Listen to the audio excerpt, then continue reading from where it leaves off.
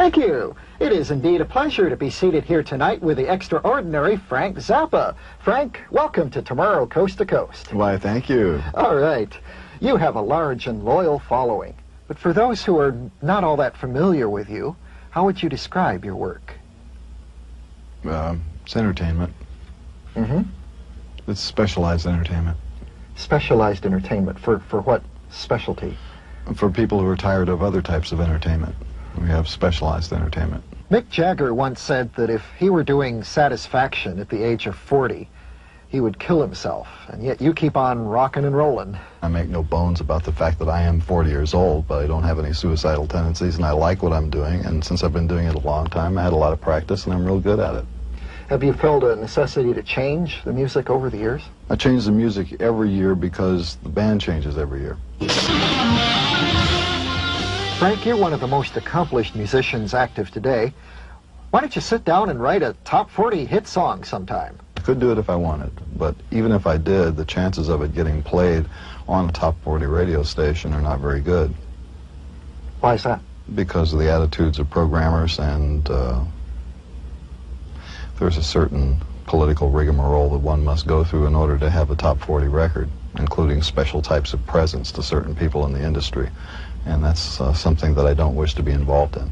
Frank, you once wrote a song called Jewish Princess, which resulted in a lot of unpleasantness being directed towards you by various Jewish organizations. Was it all worth it? It's a fine song, and if you're a Jewish princess and you haven't heard it yet, it's on the Shake Your Booty album. You go out there and listen to it, and remember that until somebody writes a song about you, you don't exist. And I wrote a song about Jewish princesses, and I provided certification for the whole bunch of you. It's got all of your stuff in there. It tells about what you do with your zits, what you do with your nose, what you do with every part of your body. I care. I wrote a song about you. And what do I get for my trouble? The ADL jumps up and down.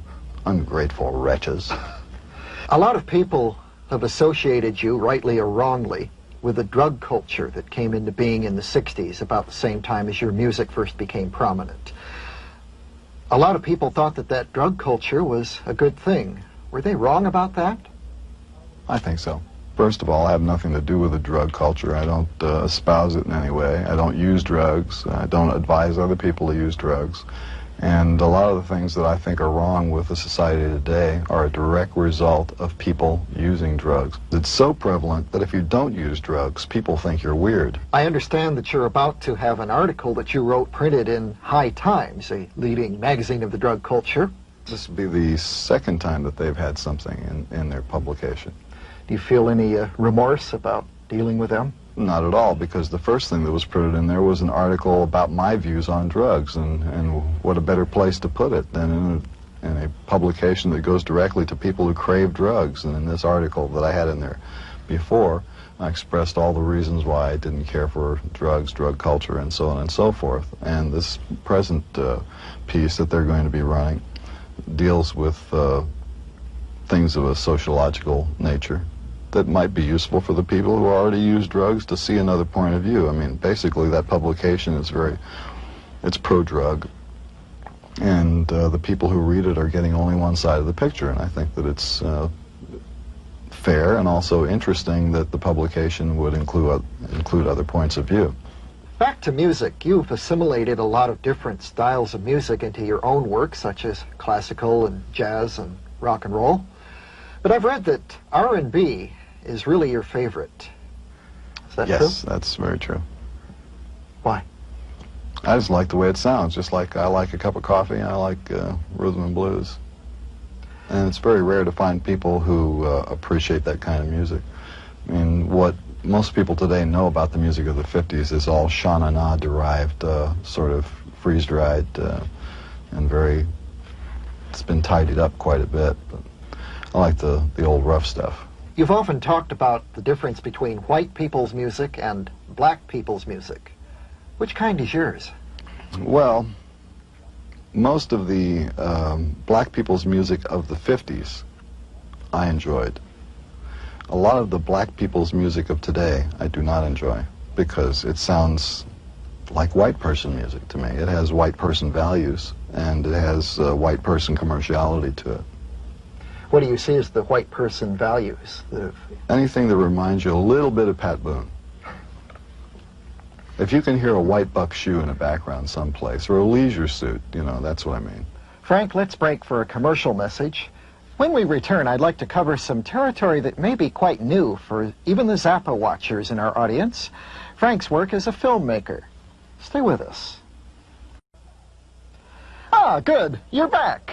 We're continuing with Frank Zappa, prolific recording artist and filmmaker as well. Frank, you've just spent 2 years and a lot of your own money making a film called Baby Snakes. Why all this commitment? Why this passion? Well, I didn't know that it was commitment and passion. I just thought I was making a movie and having a good time. It turned out very nicely, though. The clay animation in your film Baby Snakes is really incredible. Tell us about how this was done. In order to do the things that are in Baby Snakes, you have to take one photograph at a time, and every time you take one photograph, you have to move the clay just a little bit. Did you make this film with your audience in mind, with commercial success in mind, or are you... You know, I do them with an audience in mind, and Baby Snakes was designed specifically for the people who already like the music that we do. It's not designed as general entertainment. You don't see this then as a promotional tool? Not really, because when you think of the mechanics of film distribution, you have the same problem in getting good ideas onto the screen as you have in getting good ideas on television or even good ideas on the radio. You really can't do it. You can't even get good ideas in the newspaper. If you have a good idea, keep it to yourself. This is America, folks.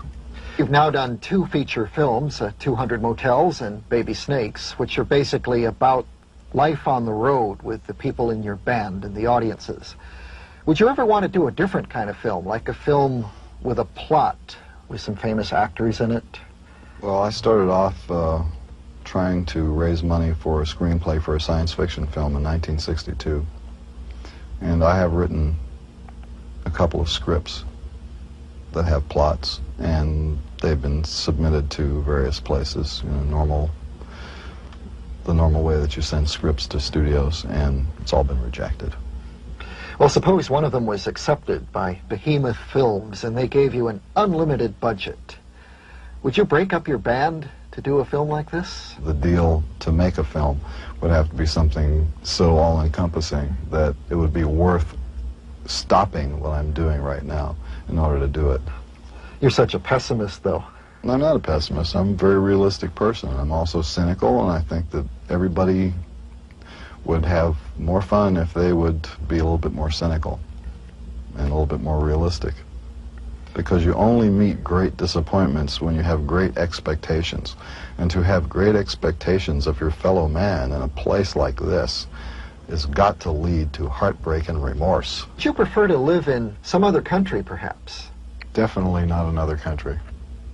As often as I say things that might sound negative about the United States, I've traveled a lot, and the United States is definitely the best deal going today. I just wish that things were improved in the United States. I'm 100% all-American boy.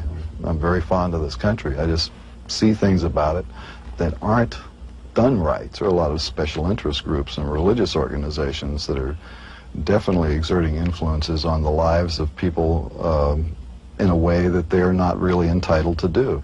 And to have a group of people like the Moral Majority, I mean, it's disgusting the way that trend is leading right now. And I have great fears for the future of the United States when you have a president who is in collusion with a movement like this. This is dangerous business. It's against the law. It's against the Constitution. But I think people are afraid to speak out against it because Jerry Falwell is going to get a bunch of guys to call you up on the telephone. You know this ain't going to go on television, but that's the way it really is. Don't you feel any desire, any need to use your skills and your talents in the media to convince people? No, I really don't, because I have my opinions, and you got yours, right? You know, I'm not trying to jam my stuff down your throat. If you agree with me, then you agree with me. If you don't, then don't. Frank, thank you for being our guest tonight. Best of luck with your upcoming tour. In Los Angeles, this is Dr. Demento for Tomorrow, Coast to Coast.